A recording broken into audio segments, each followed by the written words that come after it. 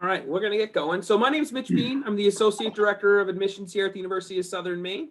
We are joined today by a couple faculty members from our psychology program in one of our Experience USM sessions, where we're going to learn a little bit more about the psych program at USM and hopefully get some questions answered about what it's like to be a student in the psych program and what you could kind of expect. So I'm going to let our faculty members introduce themselves and give everybody a little brief report of who they are in the program, opportunities you're going to have, and what it might look like for you as a student.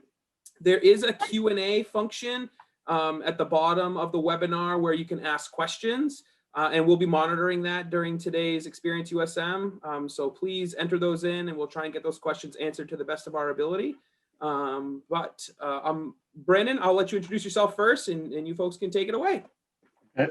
I'm Brandon Stewart. I teach social psychology and personality psychology in the psych department, but I also teach in the honors program. And I'm just this is my first year at USM, so I'm brand new to the university. Michael? Yes, my name is Michael Stevenson. I've been doing this kind of work for just over 40 years now. For USM, I teach the introductory psychology course, which every major has to take first thing off. I also teach courses in the psychology of human sexuality and the psychology of gender, and I teach the capstone experience for majors. And that course has to do with applying psychological science to a social problem that the students happen to pick and are very interested in. So I guess we have a career, at least bookends. Brandon's just getting started, and I'm maybe nearing the end. Who knows? So I'm not quite sure who's out there or how many of you there are, but we're certainly happy to entertain questions. I can talk, I suppose, a little bit about the program. The psychology program, the academic program, is very much like academic programs at lots of other institutions. You start the program by taking the introduction to psychology. Students often take that in their first semester of college. I happen to teach it asynchronously and online. And of course, at the moment, we're all online. But ordinarily, and whenever we get a handle on this pandemic, we'll go back to having a mixture of online classes and in-person classes and hybridized classes in between. After the intro course, there are obviously courses in methods and in statistics and other entry-level key content areas that would apply not only to psychology, but almost any science, where you'll take courses in methodology and courses in statistics. There are a set of required courses that everybody takes, and those courses are offered every semester. Faculty also offer electives of various sorts, which are offered whenever we can, whenever we have space and schedule to do that.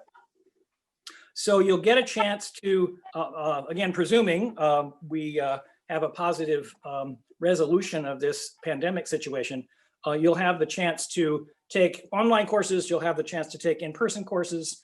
The department also very much advises students in their third and fourth year to do an internship of some sort, or to work with one of the faculty members on research, or to do some of your own research.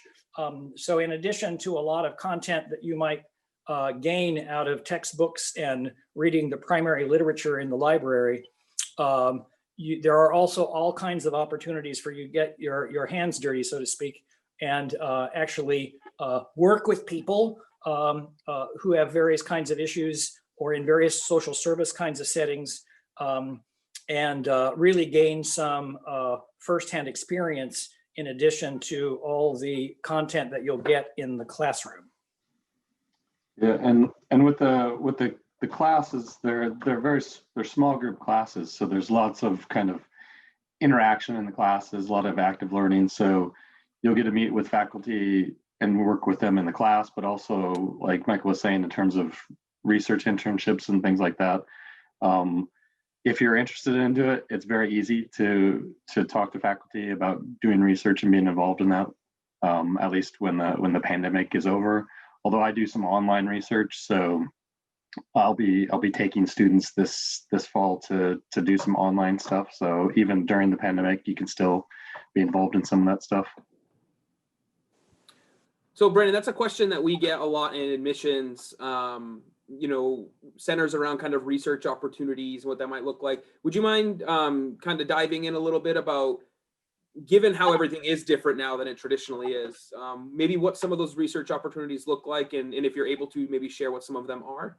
You mean currently without having stuff in the lab? Yeah, so I usually do a mix of both opportunities in the lab, but then also online. So you can take your 400 level research experience apprenticeship classes where you can get credits for working in people's labs and working on a research project. So what I'm planning to do is towards the end of the semester is to just send an email out to students to see who's interested in it, because I have some projects where I can recruit participants online already.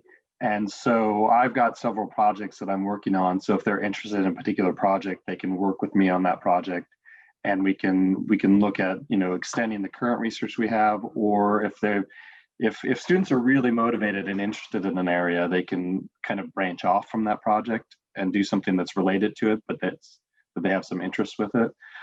So basically what I do is I would meet with them probably once a week or once every 2 weeks to talk about the projects. And I usually like to have like 2 or 3 students so that they can work with each other also.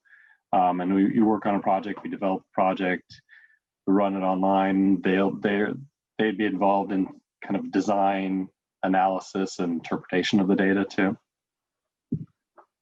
One of the things I'll add to that is that the department often has an opportunity for students to actually present their work in a poster session. Many of us faculty do that regionally and nationally at our conferences, and the local poster sessions is really an attempt to give a student at least the experience of needing to explain what it is they did to people who are unfamiliar with their particular project. The university also sponsors a university-wide opportunity to do the same thing. So if you were to work with Brandon, for example, or one of the other faculty on a research project, especially if it was your idea and you're taking the lead on it, then there would also be opportunities even locally for students to present that work to a more broad audience. We also send through our psychology honorary, Psychi and Psychology Club.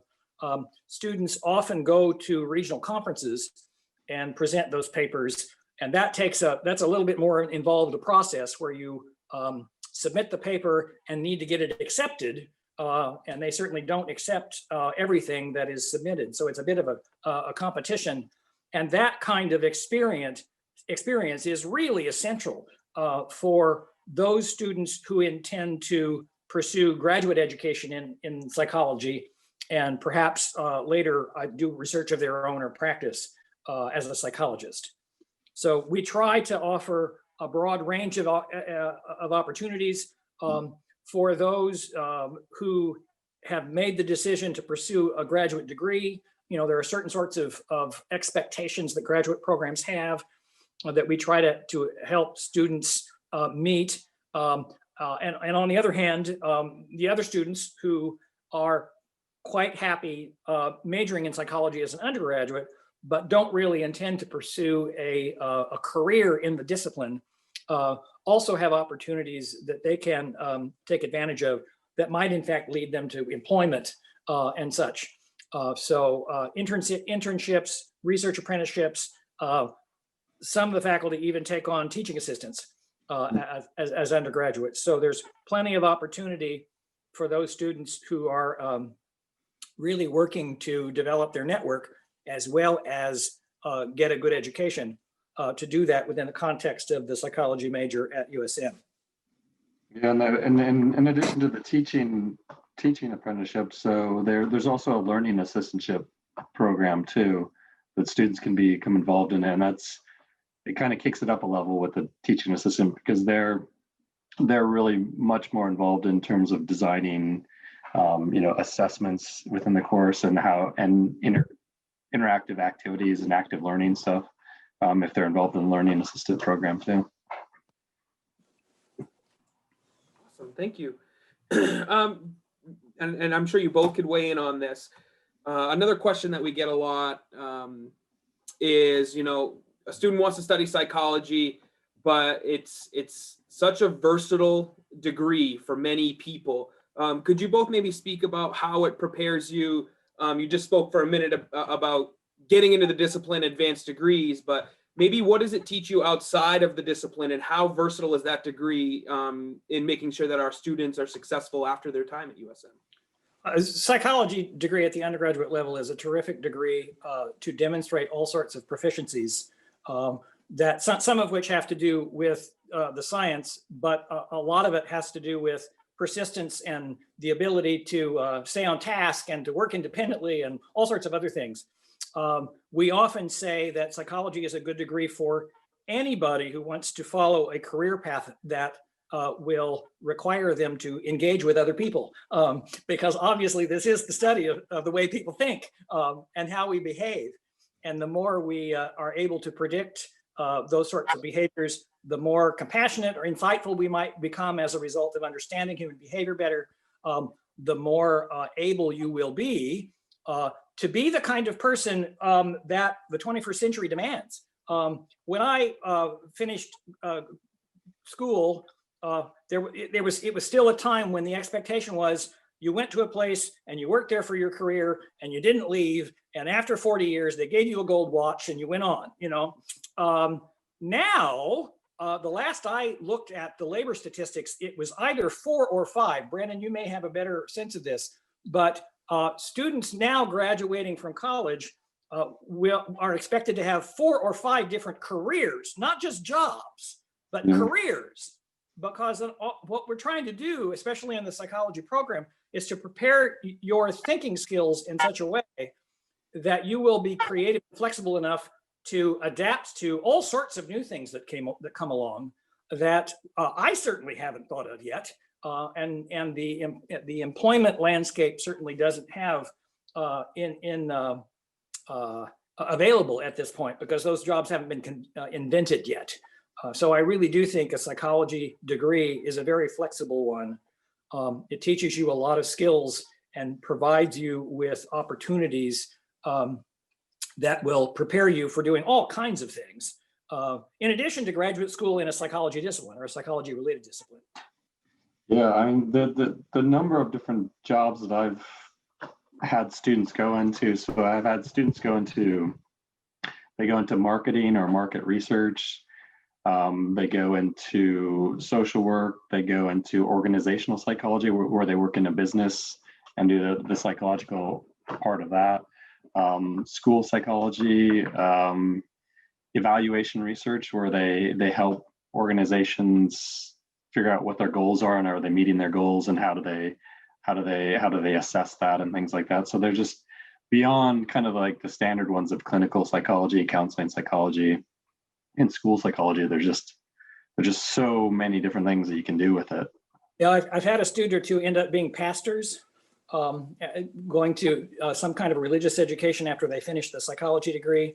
I've also had conversations with people involved in business programs, in hiring in business, who say we can teach them the business part.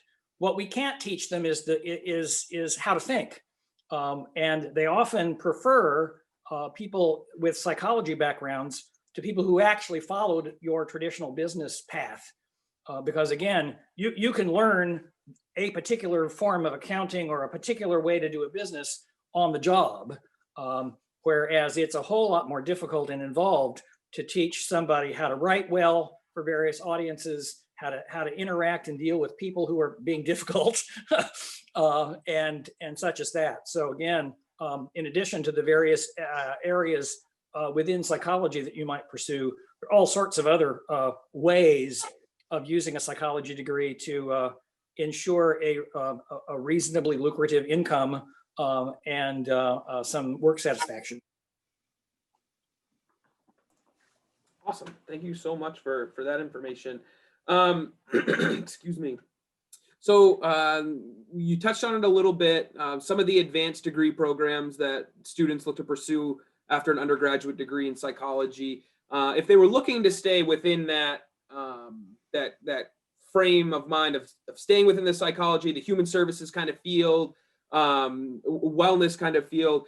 I know USM offers several graduate degrees related to directly or indirectly related to that. Are you seeing a number of your students pursue graduate programs, or working for a little while and then pursuing it? Would you mind speaking kind of the end result after their time at USM a little bit? Sure. The answer to that is yes, Mitch. All of the above. There certainly are some especially master's level programs that are offered through the educational psych program, which is a different department than our own. But we have good relationships with that department, and often funnel students who are interested in pursuing one or more of those opportunities. Help them make the connection to Dr. Bernaccio and others who run those programs in another part of the university. I couldn't possibly, we don't have time to name the different kinds of master's programs that you could go into that range from everything from rehabilitation psychology that would help you learn how to help people with disabilities and other sorts of limitations cope with life and be successful. To drug and alcohol counselors, to marriage and family counselors, to, you sort of, there are so many varieties that I couldn't possibly name them all. A lot of those requirements would be invested in a master's level program.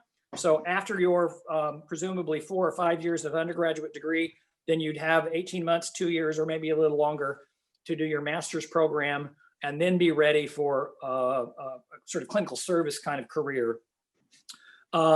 Those who are interested in sort of hanging out their shingle and being in private practice, like you see on television, that typically requires a PhD. That's not always the case, but that's the typical situation. There's also a degree program called a PsyD, which is slightly different, that some specific areas of counseling psychology use. Nonetheless, that's yet another degree after the master's degree.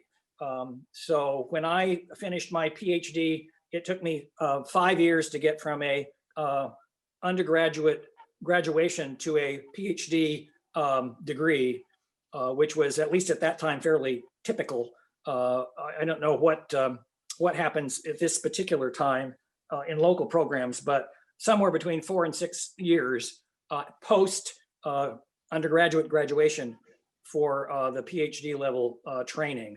And that would certainly, especially in clinical psychology or in counseling psychology, that would prepare you for an academic career like Brandon and I are pursuing. Some of them would also prepare you for work in various kinds of government agencies that require advanced degrees. And like I said, actually into clinical practice of some sort, in addition to educational settings and clinical settings. And again, depending on your particular interests and the types of clients that you'd want to see, you can specialize at the PhD, the doctoral level, in ways that are not quite as possible, certainly at the undergraduate level. So going back to our earlier part of this discussion about what is involved in the undergraduate degree, we really work very hard to expose students to the broad range of what it means to be part of the discipline.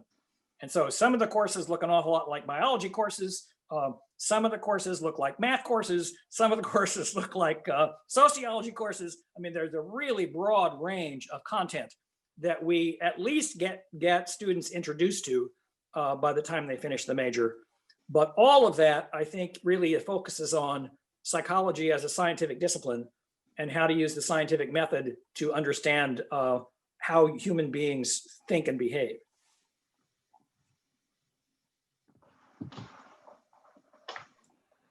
Awesome. We got our first question from our audience, so woohoo. They're curious if either of you know where students have done internships in the past, and if you might be able to share some of that information with us. Where haven't they done internships? It's yeah, I mean that's the hard one because it can be all kinds of different areas. So they can work with businesses. So if they're interested in kind of like business psychology or organizational psychology, so you can work for the major businesses in the area. So at the big corporations like Spectrum, or even at the smaller kind of co-ops and things like that. So if you're looking at more cooperative stuff, but then there's organizations. So if you're interested in health psychology, the Maine Medical Center, and all the health clinics around there. I mean, the homeless outreach students have worked there. The Immigration Center and that's fairly new to Portland. So it's kind of all over. That's exactly right. And it's a very flexible, the department's program is very flexible. The department chair, Dr. Vela, sort of runs it for us and actually created it some years ago. And she sort of knows which nonprofit organizations and businesses in town, especially in the greater Portland area, often accept interns. But I've had a number of students who said, I've been working with X organization as in an advising role for students who have interactions with the police. Can I do an internship there? And I thought I'd say, probably. Why don't you go talk to Dr. Vela? You know, because there are certain criteria that the experience has to meet. And certainly the organization that is offering the experience has some obligations. So you can't just do it without, you know, your supervisor at your work or at your volunteer situation knowing about it. But that's often the way we will find something new that we haven't offered before, because some student came along and said, wow, I really do want to work with this particular client population. Here's a great connection with an organization in town where I think I could do some great work. Could we work this out? And so some of the best ideas, some of the great ideas for internships actually come from the students themselves. Now, again, now that we are further into the age of distance everything, I'm sure things could be worked out for students who are living in Augusta, where I live, or other places where they could develop a relationship with some local organization and still do their internship, even if it's not, you know, in a few-minute drive of the campuses in Lewiston, Portland, or Gorham. Yeah, and that would be particularly if there aren't like clients or people that they have to deal with on a regular basis, that they have to meet on a regular basis. If they're working on a project like so when I was doing my master's, I worked on a project like Healthy Communities, and if you're just working with like the committee that does the organization of that, then you could probably do that remotely. So awesome. So something that I think is great, and you know, I've been at USM for about 5 years now, so a little bit of time. I've gotten to know the programs pretty well, I think. An experience I've had is that the psychology program, more than a lot of other program, is flexible for students, which I think is really unique and great for a student experience. Could you speak to kind of what you believe sets USM apart from other programs and why it might be a good fit for certain students? I'll let you take that one first, Brandon. Me? Let the person who's only been here a year. You have fresher eyes on that than I do.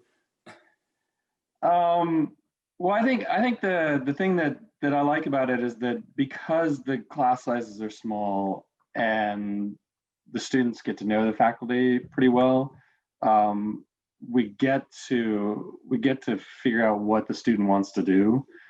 So I try to meet with my students and say, like, what are your goals? What are your aspirations, to help kind of funnel them early on into kind of, if you want to do an internship or if you want to do some research, you know, making sure that you're connecting with people. And so I think that that's the big component, is that we're really interested in helping students meet what their goals are for both their career and their things that they're passionate about. So I think that's where a lot of the flexibility comes into place. I mean, there's of course the required programs, classes that they have to take, but there's lots of kind of upper level, 400 level stuff where they can do kind of teaching assistantship or research or internship that we can help move them into. That's kind of my first assessment of it. Very nice, very nice. I like that. The other thing that occurs to me as Brandon was talking was that we also have a very accessible advising program. Once you become a psychology major or a psychology minor for that matter, you are advised a member of the psychology faculty as your contact person for advising about the psychology part of your program. You also are assigned what we call a professional advisor who work in sort of the central advising office. We often work as a team to help get students, to wherever they need to be or want to be. So when I don't know the answer to a question about a core course, a general education course, or I can't remember for certain about the language of a particular policy, university policy, I will often bring the professional advisor into that conversation because at least the ones that I work collaboratively with to advise are very quick, to come up with, oh yes, that can happen, and this is how to make it happen. When I might not, as a mere member of the psychology department, I might actually not have as much information to offer. Nonetheless, the professional advisors are also very good at urging students to be in touch with their psychology advisor when it comes to the things that Brandon was talking about in terms of how do you get an internship? What does my resume need to look like in order to be competitive to do X? What sorts of experiences can I do now in order to be better prepared, or at the front of the line when I'm vying for a key employment opportunity or a position in a program that I'm just dying to get admissions to. So I think in addition to some of the things that Brandon was talking about, there's also this team of people that can work quite nicely remotely, as it turns out, now that we have things like Zoom and other sorts of ways of making connections. And I think I'm glad I thought to comment on this now, because one of the things that students really need to do is to understand that we are there to be helpful to them, and they shouldn't stew around for very long if they have a question, because as an old colleague used to tell me very frequently, unasked questions never get answered.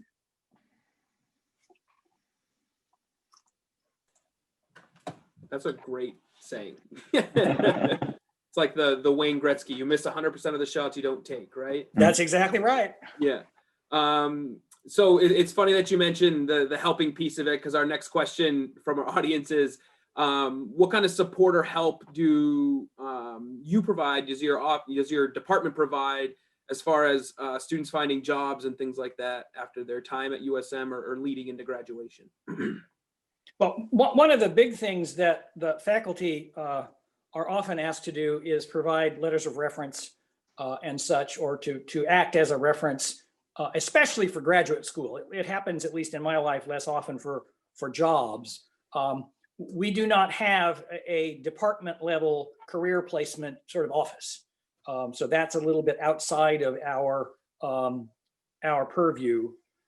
But we certainly are very available and happy to brainstorm with students, especially students who fell in love with psychology and have this degree, but now are trying to puzzle what the next step is going to be. And all of us, Brandon included, have plenty of experience in thinking through those sorts of questions, whether it relatively recent or several decades ago for me. The process of thinking through that is still the same. But now we have all sorts of resources that we certainly didn't have back when I was trying to figure this out. Because so many students actually carry around the knowledge of the of the human race in their pocket in their phone.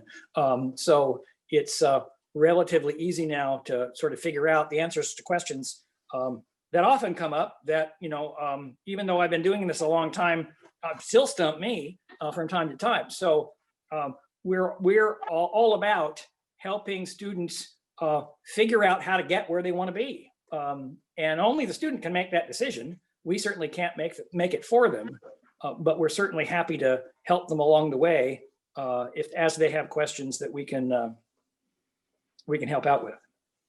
And I know when I'm advising students, like if they're, it depends on kind of where they're at in terms of the kind of job search process. If they're at the very beginning, I will send them to the Career Hub just to kind of have them think about, like, can they narrow their ideas of what they want to do and what they have to do.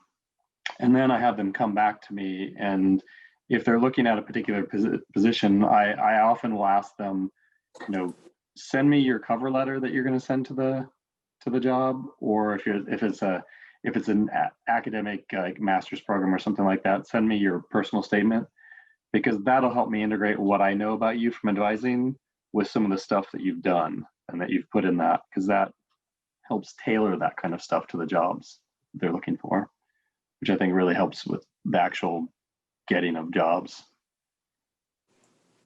Awesome. So another question from our audience. We're still on the job front, and I'm going to ask this question, but I 100% understand that it's going to be a ballpark. Okay. And I use ballpark because it's the World Series, right? You gotta celebrate that. So they're asking about job placement, kind of / graduate programs specifically related to psychology from graduates. So, I'm unsure of how many students you have graduate yearly from the program. I know that's going to fluctuate, obviously. But if you had to give an estimate on how many of your percentage of your students graduating are pursuing something in the psych field or going on for higher education within the field, if you had to give a ballpark, would you be able to do that? That's a tough one for me, partly because once a student has graduated, we don't hear from them very often. So it's really hard for us to actually know. We certainly can have a sense of the students that we advise, how many of them have asked for letters of recommendation, that kind of stuff. And it's for an institution like USM, which is at least by my standards modest in size in comparison to Ohio State or the other behemoths. I think our students get placed in graduate programs at a reasonably high rate, and part of that is dependent on the level of motivation and commitment that's shown in the student, and the fact that the program and the institution is small enough that we can actually help connect with students in a bit more direct way. I mean, I often say when I went to undergraduate school, there were so many psych majors that I was sitting in classrooms of 400, often. And so I didn't get the kind of attention that we are able to offer undergraduates until I got into graduate school. It was just a different kind of environment because of the size of the institution. And we're certainly larger than a lot of small liberal arts colleges and those sorts of things. So I think we hit the sweet spot. We do indeed have several hundred students, several hundred majors, and we are, I believe, if not the largest, one of the largest majors at USM. And that's typical. That's just how popular the psychology major is in a university kind of setting. But I've been now affiliated over the course of 4 decades, 5 different institutions, and none of them could answer the question you just asked in a valid sort of way. We've always just been able to guess. And of course, our guesses are probably a bit more optimistic than may be true. But I can say with great confidence that if you're motivated, the faculty that are at USM will help you get to where you want to be if it's within their power. Awesome. Another typical question, and questions are winding down. So this is, I think, an interesting one. So as an incoming fresh high school graduate, for example, what do you think a student needs to do to be successful in your program? Outside of the typical attend class, read your book kind of thing, what is there a skill that you would say that students, if they can hone it in or come in with it, seem to find more success academically within your program? Yeah. Well, So, you want to no, go ahead, Michael? go ahead, Brandon. I mean, within my classes, I really work hard with getting them to kind of think critically about questions, and even on exams, that if the exams have multiple choice, they're still critical thinking questions. So if you, for instance, if you don't know a particular experiment that was done, but you know the concept behind it, if you can critically think about that and apply it to this new situation, then you're very successful. And I find that students who are willing to, like, if they don't know how to do that, are willing to learn how to do that, they're going to do much better, because there's a lot of different kinds of ways that we assess learning and promote learning, but that kind of skill helps you with the broad base of the different kinds of things that you need to do. One of the things that I would add to that, that the first year of college really is about, among other things, is a shift from being externally regulated to being internally regulated. One of the concerns that I hear expressed in my online classes, in fact, is students voicing their experience, their observations, that it's more difficult for them to do things like meet deadlines and get motivated to do the work because they don't have a faculty member, hollering at them 3 times a week in class. Okay, so I think one of the key things that college in general teaches you is that you shouldn't need somebody else nagging you, to get your work done. That needs to be something that needs to be a skill that you develop on your own. And we can help you do that. And I do that. I do an awful lot, especially in the asynchronous online format. When I was one of the few people in the department teaching online, students would move from an in-person class where they saw, lots of human beings 2 or 3 times a week, to needing to be pretty much self-guided, with the exception of, hearing from me via email and otherwise, in the online environment.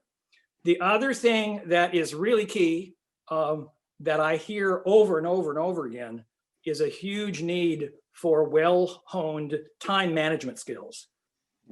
Because one of the things that sets USM apart from other sorts of institutions that I know well is that an awful lot of our students have lots of other obligations. I had the privilege and the pleasure of being a full-time student with no other concerns. My job for the 3 years of my undergraduate degree was to be a student. And I didn't realize at the time what a privilege that was.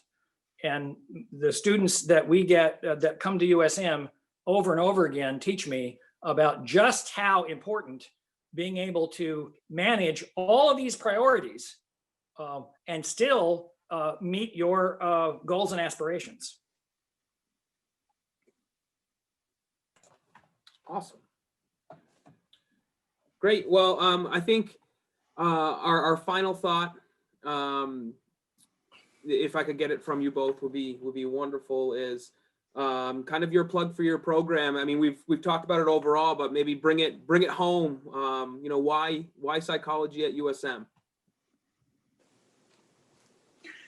Well, I as we've discussed, psychology degrees, generally speaking, are very flexible degrees, and if you do nothing else, sign up for Introduction to Psychology your first semester, because if psychology is for you, you will fall in love with it, and the falling in love with it will help you figure out what you can do with it. So we've talked a lot about jobs, and we've talked a lot about graduate school, and presumably most of the people listening haven't started college yet. So my advice is to take that intro course. Perhaps I will see you in the spring or in the fall in my online course, and see what it's like. I remember very clearly, even though it's been many years ago, sitting in the introductory course that I took with a master teacher who I eventually worked with as a graduate student and learned a great deal more from. And I ended up in psychology thinking when I went to college to be a veterinarian. So go figure. I fell in love with the discipline and then spent the next 8 years of my life developing the skills and earning the degrees that would get me to what I've done for the last 40 years. So I guess that's what I would say would be my key piece of advice. Doesn't exactly answer the question, but I think that's where I'll leave it. Yeah, and I would just add to that the faculty care about helping the students get where they want to go, and they work hard to help them. It's refreshing. Some places I've been at, they don't really care about that, and it's a little disappointing, but not at USM. Awesome. Well, thank you both for your time today, and I thank our audience for joining us. This will be available on our YouTube channel in coming weeks, probably, but I want to thank you all for your time and effort today to make today's Experience USM great. And I hope you all have a wonderful day. Thanks, Mitchell. Thanks.